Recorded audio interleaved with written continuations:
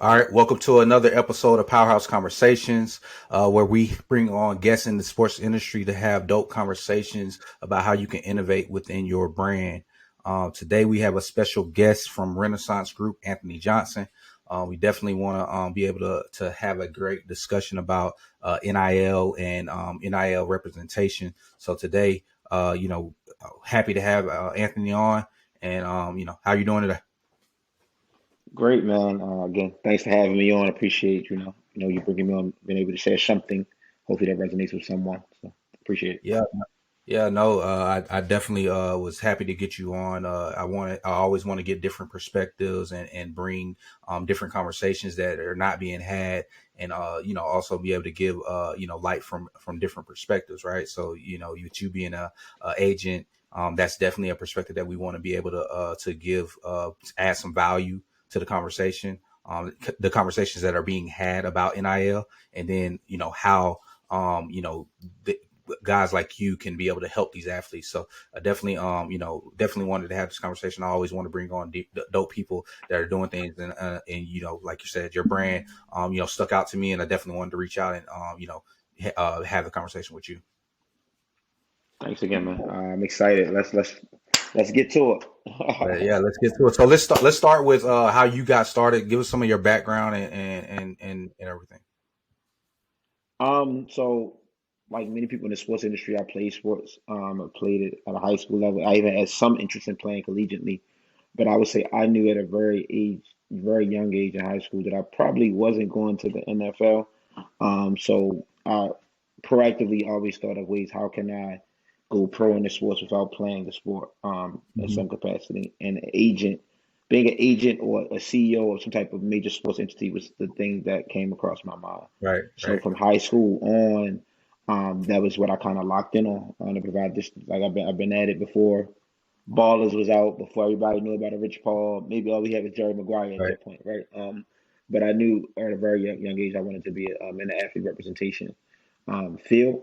But some background, man. I went from high school. I went to University of Maryland, College Park, as a Terp, and then from that, even there, I worked with the sports marketing program. I interned with the sports marketing program. I was a marketing coordinator, really getting my feet wet and getting some experience, and even interned with some sports agencies while I was there. And then I got my MBA at Morgan State University with a focus on marketing, with aspirations again to be either NFL or NBA sports agent. At that time, I was really kind of locked in. And I also have a certificate from Georgetown University and like social media management and marketing as well. So I just my academic background is more so sports management, business, social media. And then professionally, I've been working in the sports industry for 10, 15 years now. That's crazy. I mean, I feel like I'm getting up there now. But I've Right, been in right. the space for a while, man, from intern to coordinator to agent and so on. But all sponsorships, marketing, and social. Cool, cool, cool. No, and I definitely, a lot of people have that story of, understanding, that, okay, well, this may not be my route, but how do you pivot from there, right? And I think that having that vision and sticking to it is something to be talked about in itself, right? Because I think that a lot of people, I mean, including myself as well, made that, okay, well, I want to do this, but then didn't stick all the way through going down that path. So I got to commend you on, hey, you made that pivot, and that's definitely not an easy pivot, and you stuck to it, and you, like you said, you been in it, a decade strong. So that's something definitely to be shine and definitely give you your flowers for. Thank you, man. And I would say this it was a challenge because initially I wanted to do NFL before I did NBA at one point. And as I was starting to be right on the cusp of applying, NFL started to add more barriers to entry. So Hmm. initially, I don't even know if you needed a degree at one point. You know, from needing not needing a degree to a college degree, then they changed it to you needed a master's degree. So they kept on adding on more layers, and Right. I was like right Right. at that cusp. So it definitely was something like, well, if you really want to do this, you really got to lock in. So. Right, right, right. So tell me about some of these, some of the early times of when you was an agent, and like some of the ways that you kind of overcame those. Well, and I would say this, man. In full transparency, we're still in the earlier stages. Um, early stages of our agency. I've been an agent for 3 going on 4 years. That's nothing to the guys who've really been in the space for 20, 30 plus years. So I'm definitely, they would probably say I'm still wet behind the ears. But the beauty of it is, Right. before I became an agent, I had experience that was transferable though. So I had Right. started my own businesses before. I had did marketing, social media management, those things before. So I was going in not as like super inexperienced, but coming with tools that was going to allow me to be successful in that space once I got involved. Now, the other thing I would say from a shortcoming perspective is it's very much a relationship based business. So I did have 20 to Mhm. 30 years of relationships that I have garnished that would have kind of made the job exceptionally easier. So I still had to build some of those, even though I had some from working in the space in the industry. That's something I would say that was probably a hiccup going in that I didn't have an influx of NBA relationships or NFL personnel relationships. But for the first year of being an agent, I didn't pursue clients. I used that year to really focus on building relationships too. Right. But So yep. And with with athletes, especially, those level athletes, like it's all about the relationship and showing that you can have add value and things of that nature, because everybody's always coming in with something. So if you don't build a relationship, then if you just come in with your hand out, then that's not going to be good. So I definitely feel like that's a smart way to go about building your business, because relationship is the key. And it doesn't matter if it's sports, it doesn't matter if it's business. You have to build that relationship, build rapport, and and then you'll go from there. yeah, man. We as a smaller, I guess you would call us a boutique agency, maybe. Hmm. Value is the thing that we always want to double down on. Is presenting value to our clients or people that we're pursuing, even if they aren't our clients as of yet, so they can really, see what we're really presenting, bringing to the table. Yep. Yep. So talk to me about some of the NIL opportunities that we talked about. What's your view on NIL from an agent perspective? How does that relationship work? Well, my view on NIL, I think it is, I think it's 16, 17 months in, somewhere around that. Hmm. It's very new. I think in things being new, there's a lot of amount of opportunity. There's always going to be a heightened need for structure for it to grow and move more smoothly.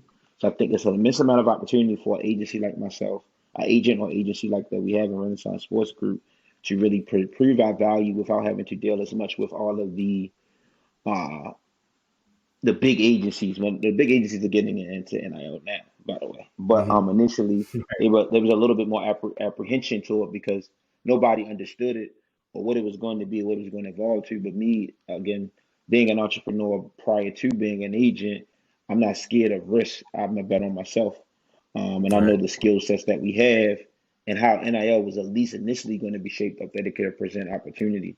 So I think for me, it's an opportunity as an agency to prove our value and prove our worth. But most important, it's an opportunity for student athletes to really leverage that value and their worth as the universities have been doing for quite some time. So it's an opportunity on both sides of the spectrum from my vantage point. Gotcha. And so let's talk about a little bit about the benefit of going with an agent, right? You hear a lot of narratives that, hey, like, signing with an agent isn't necessary, things of that nature. What's your perspective, and how do you pitch utilizing an agent, and why it's important for them? Well, I would say this, man. I think one, that is a narrative push, but you have to, whoever's that's being told to, I would tell them the first to understand who's the messenger, Hmm. and whoever's pushing that narrative, what's in it for them, or are they even equipped enough with the knowledge to be able to say whether you do or don't need an agent? So that would be my Right. first thing. Right. Really take a step back and look at the messenger and just figure out what do Yep. they get out of it of you not having an agent, and Good point. beyond what do they get out of it? Are they even competent enough to be able to speak to an industry that they are not in? And Good let's say point. that respectfully. Like just because you are a mentor, a parent, a coach, a trainer, an AAU coach doesn't necessarily mean that you understand the dynamics of that business aspect of the industry, right? Hmm. Um, Now, what I will say also is that I think agents are needed probably more now than they ever been have been in the past. I think with NIL, as these opportunities have come about, and they call it the Wild Wild West, the reality is, if Hmm. it's the Wild Wild West, the agents are the cowboys who was doing the work before NIL was NIL. You know what I'm saying? Right, We right, were literally right, the right, ones doing the marketing, the endorsements, those type of things. That was our right, work. We're probably more right, equipped for NIL than most other professionals. So, right, but I think the right, right, problem is a lot of entities are saying they don't want student athletes to have agents, and it's not rooted in the right things. I believe it's rooted in them trying to control the student athletes and hmm, agents, because ultimately agents work for the athletes. Yes, there is a business transaction in which agents can make money off of them doing business together. That is a fact, right, right? But they still work for the athlete, and a good agent, their intention is to optimize those experiences for the athlete. right, So why right, would you not have someone working in your corner who's one more equipped than most of these other people that they are appointing in these right, positions, and also have the sole vested interest into ensuring that you're a success, because your success is the agent's success, and I think that matters. right, Um, I think now what I will say is what I've seen is universities are starting to either tr- hire independent entities to do NIL, or appoint someone in NIL position at their university to serve as some type of NIL manager. right, That is cool, but again, most of them aren't as equipped or with the amount of skill set and knowledge of this industry to the degree that an agent is. And agents tend to have already have existing relationships with brands. Um, right, so that's another right, thing where it's like it doesn't make any sense to try to push us outside of them trying to maintain control. Um, and I'll say this, man, I might get in trouble for this, but the NCAA did a great job of like pointing the finger at the agents as about corruption and money being misappropriated and everything, as like a smoke and mirror mechanism, kind of to divert attention away from themselves. I right, think instead of having attention on them, they're going to point at, oh no, he did it. He's the one messing it up. And I think it has put a dark cloud over agents. But it really was a defense mechanism for the NCAA, and great marketing, I guess you would say, to paint us as the bad guys, so nobody would think they were right. the bad guys. Right, right. No, that makes sense. That makes sense. And that's something that that people, like you said, you have to be able to step back and be able to see, who is benefiting, what is the what's the best move for you in particular as the athlete, and what's going to be in your best interest. So I think that's a great point to make. One of the things I do You're want back. to talk about is from an athlete's Yeah. perspective. Can you hear me? Can you hear me?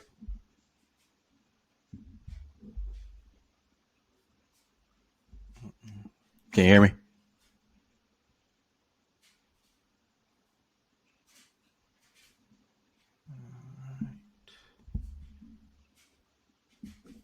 Test it.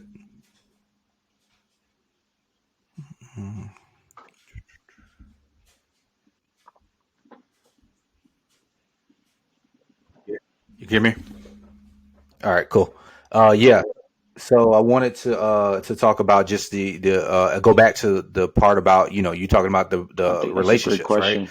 I So think with those embedded yeah, relationships, NIL is really a and space the, for the fact that the creativity. agents already have them I because think you, like you said, you were when you dealing talk with it about from the big name at a professional athletes, level, right?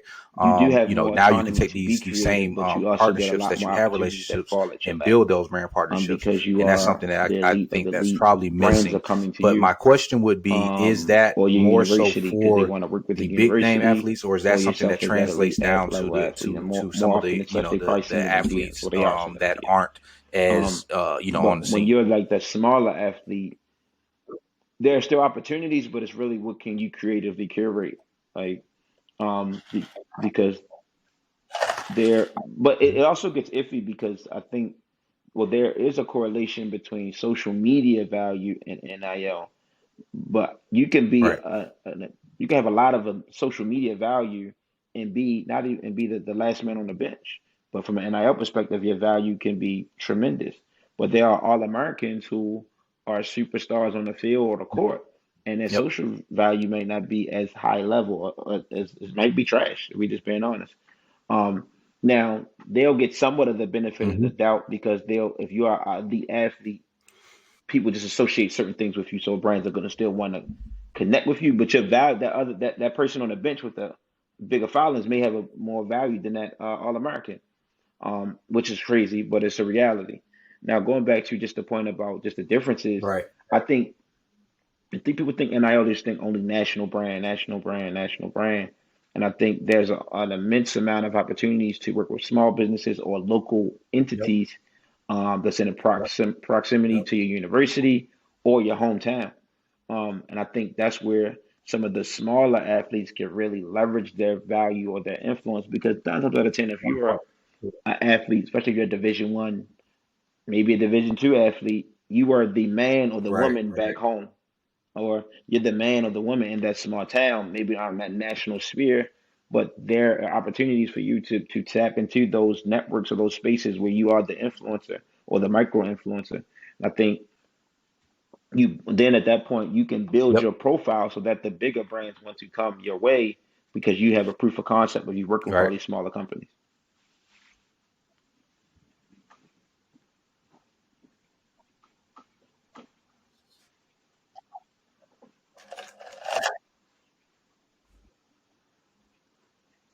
Right.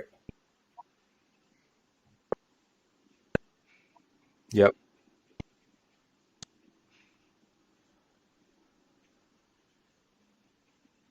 Hmm. Yeah, it's a lot of, and I think NIL is not just it's not just sponsorships.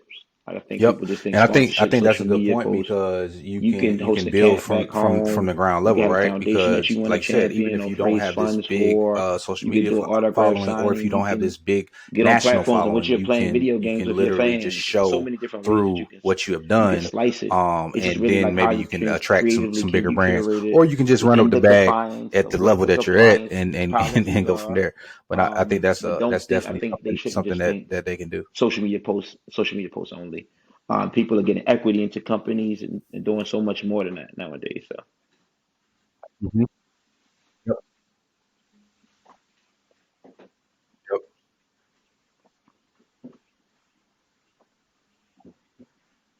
Yep.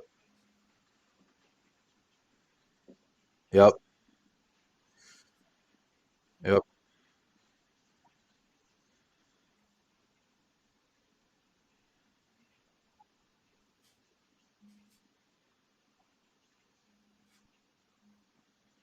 Yeah. No.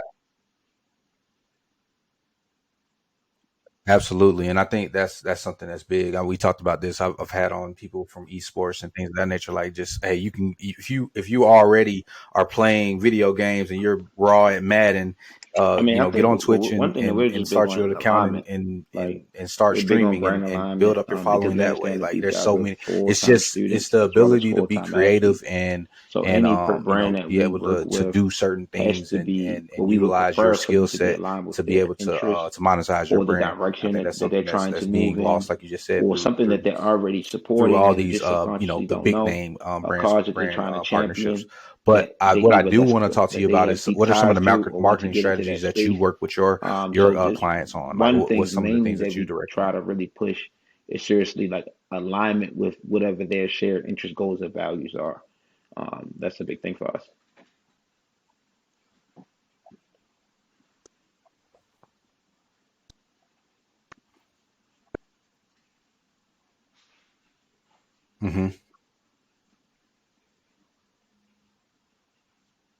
Yeah, so I Right. think it's 20 states right now who has passed high school laws and legislation. And I don't know if you guys hear, but I'm from Baltimore. I'm pretty sure y'all heard my accent at this point.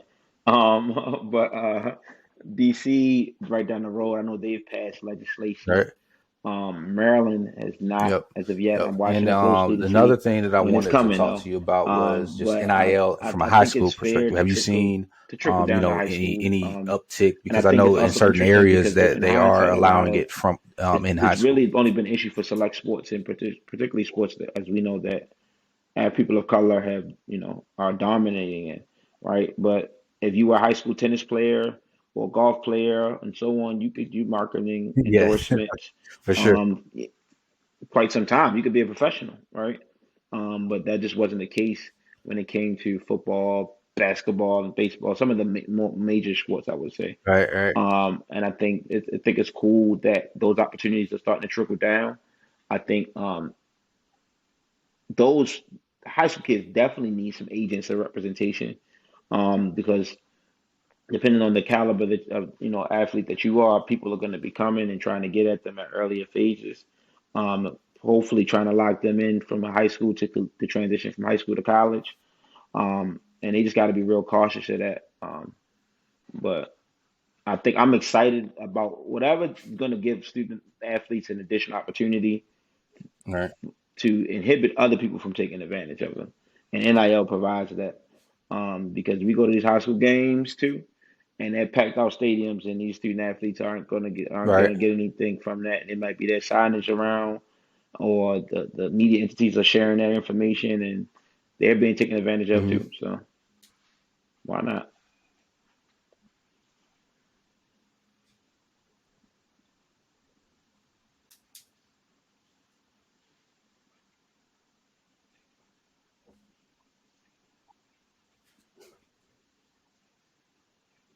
Right, right, Yeah. right,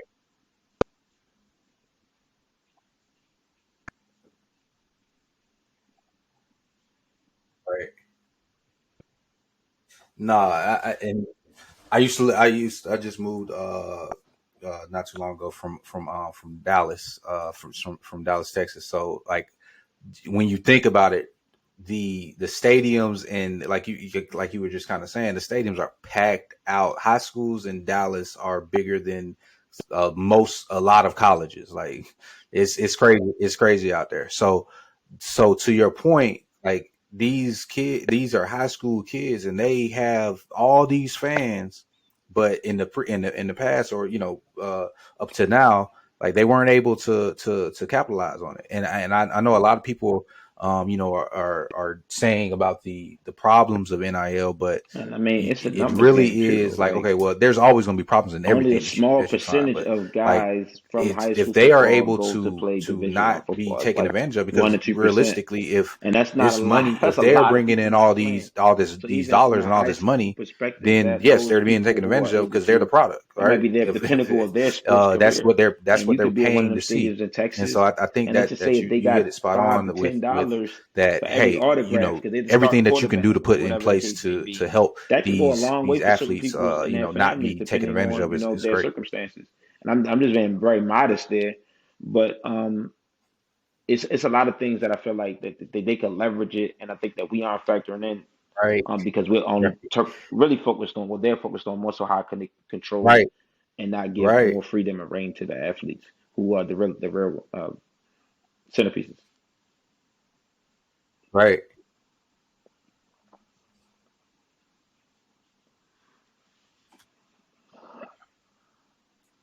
Hmm. Yeah, yeah. Deion Sanders. Mhm.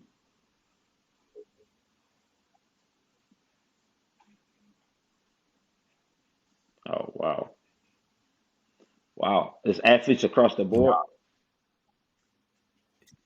Ew, Definitely agree. Definitely agree. But that so oh that is I want to very change tough. courses a little bit. We want to talk about you Yeah. and get some of your perspective. I'm gonna go So with one of the Jordan. questions I always ask is, who was your favorite athlete growing up? Ooh. Jordan. I'm gonna go Dion, with prime time. Love it, Jordan, love it, love it. Tiger, Um, if you Dion, had and to Serena. pick a Mount Rushmore of athletes, who would that be? Yeah. Yeah, athletes across the board. You can pick any sport, any sport. This one's always a tough one. Yeah, that's this one's always tough because you got to leave somebody out. Of all time, Jay Z. Okay, MJ. He's the GOAT. Always the GOAT. Yeah. Okay. Okay. And Serena? Yeah, that's extremely close to mine. I think it might be spot on. It might be spot on. No, I On love that top one. I three Hall love of that one. I Famers. love that one. Mm. Your favorite rapper, favorite Mhm. rapper. Reasonable. Yeah. No order. No order. Okay. Oh, yeah, Reasonable yeah. doubt. You see it right back there. So we on the same The blueprint we on and the the same Black page. album. So that leads me to my next album. What's your and this may be harder. So I'll give you an out, What's but my th- your top Those your whole three? album. No. I want to Oh make it more wow. interesting. Okay, that's Give me your top crazy. three. Give me your top three. Yeah. Top three whole. Yeah, top three whole. Yeah. I ain't gonna make you narrow it Yeah. down to one. Okay. I still listen. I still listen to the Black album Okay. all the time. I ain't gonna lie. Yeah. Okay. Okay. That's fair. That's fair. It's my three as well. My three as well. Yeah. Nah. Yeah, those are my three. Those are my three. Those are Hmm. my three. That's a great question. Yeah. Who's inspired me most Yeah. in Yep. I business? Is think so it gets many. tricky for me when it's Um, if I had to put a five and I had to pick those last two. But I feel like those three are I could go so many solidified. different Like ways those, with this. there's One, nothing I'm gonna start like home no team with skips, Reginald F. nothing Lewis. on those three. So One being the first black billionaire from Baltimore. yeah, So definitely gonna throw yeah, Reginald F. yeah. Lewis in there. Um, Baltimore guy what through was and my through. next one? In the sports sphere, Who I is would your say favorite business or who inspires you most in business? And you can give me a couple. from an age perspective, definitely I would go with Eugene Parker. Because he's like a legend. As it pertains to just at black sports agents and their impact and like who he represented and how transcendent he was. Okay, okay. I Um, like that. and then just across industries, which I is like what go ahead, what you about to say?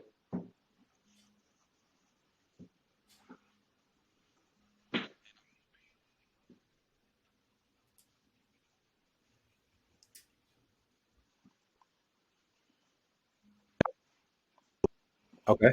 Eugene. So he was I guess the most popular agent I would say would be I mean most popular client was actually my favorite athlete in Deion Sanders. So if you think about Deion Sanders but he's Mm-hmm. representing an influx of talent, and even some of the more influential agents, the agents that Yeah, are coming today, I was gonna he ask you mentored because several I of don't them. know who he is, So I would say and Eugene I'm just is pretty sure like there's a people out there legend that on the don't know about sports him. So agent can we realm dive for sure. before you go to your last one? Can He we dive a passed little bit probably more into like five, who is what was it, Eugene like Parker? Who he's 2016, represented? 17, Like somewhere give around me that some a little time. bit more about him. But great, definitely the man when it comes to the sports agent representation. I think he did like a couple other Cowboys, Deion Sanders, Emmitt Smith, all those guys. Um, then I would say just like across Okay, okay, industries. I don't want to be cool, cliche, but cool. I'm gonna go with Jay. Just because what how he Mm-hmm. transitioned from so many different lanes That's dope. and sports entertainment. He has an agency. He's just been That's able to dope. wear a lot of different That's hats. I dope. think those are three people that I would say. Just generally just getting to the bag and Reginald F. Lewis and really being a disruptor. Eugene specifically from my industry, and I would say Hove just Cool. because of all of the thing how he's just been able to evolve consistently and continue to level up.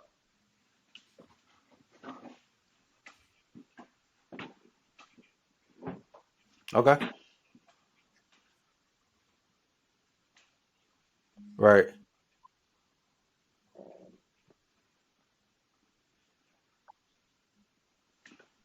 Cool.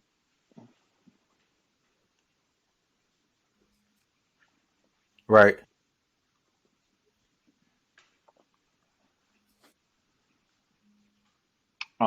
One I would say for athletes, own what you can. No, love it. especially I in this love it. I NIL love it. realm. So I That was always tell people, you gave parents me proactively three get your diverse domain, people. So that I buy like it. I it like it. on GoDaddy or As whatever we platform you wrap up, prefer I for ten definitely want dollars. to thank you again for coming on. Own your I really logos, appreciate it. Had create a your great own logos. Don't conversation. let the university do them for you I want because you they to might try be to able to keep them. leave So everybody I'm big on with a ownership. So party I'm gonna tell message. people Like to just own what you can, what whether that's advice would especially you from an IP give or digital perspective. to these Own your athletes that are coming logos, up and what they need to be own doing and what your they need to be website, your paying attention domain to? names. That's something that doesn't cost a lot, but can go a long way. So that would be some piece of advice that I think that relevant for high school and college athletes as well.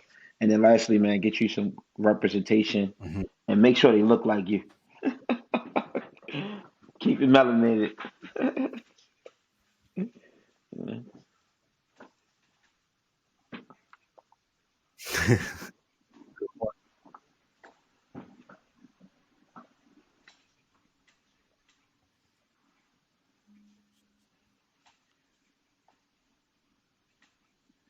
Right.